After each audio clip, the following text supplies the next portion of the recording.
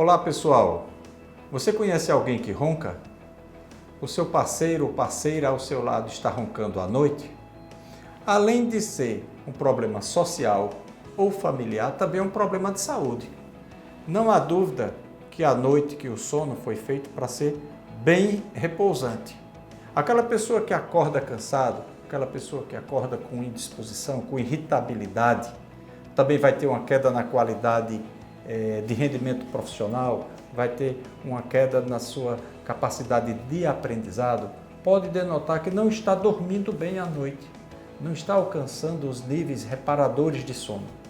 Isso pode ser uma diversidade de motivos, desde a obesidade, má postura, coluna, utilização de medicamentos, de substâncias, de drogas lícitas e ilícitas, alterações da arcada dentária, sinusite, obstrução nasal, mas o principal ponto é, se alguém está roncando, ele está dormindo mal. Não há dúvida sobre isso. Então é importante avaliar com cuidado em que situação está acontecendo esse ronco. Em que nível? É no nível do nariz? É na garganta, a língua, boca? É alguma obstrução na traqueia, na parte respiratória?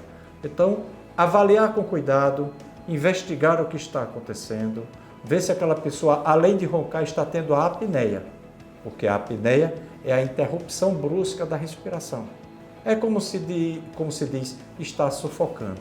Então vamos avaliar com cuidado a interação, a existência dos roncos e da apneia, para que essa pessoa não venha a pagar um preço muito mais alto no futuro.